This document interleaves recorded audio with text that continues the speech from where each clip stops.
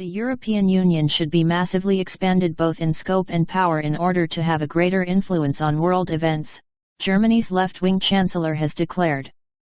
Olaf Scholz, the leftist leader of Germany, declared his support for the massive expansion of the European Union on Saturday, arguing that the transnational bloc should be enlarged in order to have a greater influence on worldly affairs. The Chancellor also advocated for even more powers to be taken from individual nation-states and handed to Brussels, something which he paradoxically believes would constitute a gain in sovereignty. According to a report by Der Spiegel, Scholz pledged his support to see the EU on board even more member states in the coming months, with Brussels currently actively working to integrate the likes of Moldova, Ukraine, and Bosnia and Herzegovina into the bloc.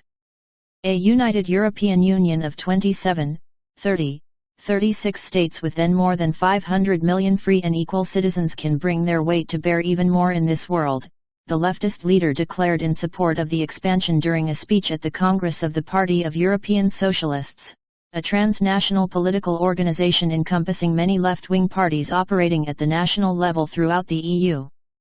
Scholz also backed calls for increasing EU control of military power within the bloc, saying that the Union now must confidently advance joint European defence efforts, while calling for a so-called rapid response team to be established by 2025, as well as an EU military headquarters with a clear command structure.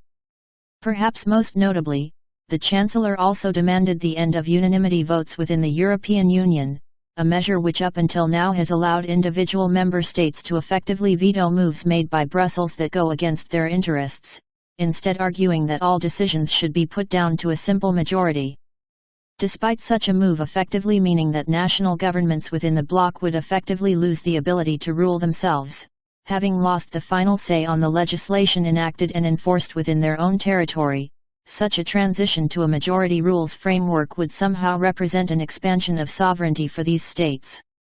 The unanimity rule was introduced as a safeguard for smaller states to prevent them from being railroaded by the club of elite nations that really run the Union. But I also say clearly, if a geopolitical Europe is our goal, then majority decisions are a gain and not a loss of sovereignty, Scholz declared to his transnational allies gathered at the party Congress. While no doubt a significant cause for concern for many less Europhilic administrations currently operating within the bloc, the Chancellor's statement is not all that surprising considering the militantly pro-EU background of the German politician. In fact, the statement appears to be totally in keeping with Scholz's modus operandi, with the official at the helm of a coalition government that explicitly aims to push for the expansion of the EU, so that the bloc ends up becoming a kind of federal state.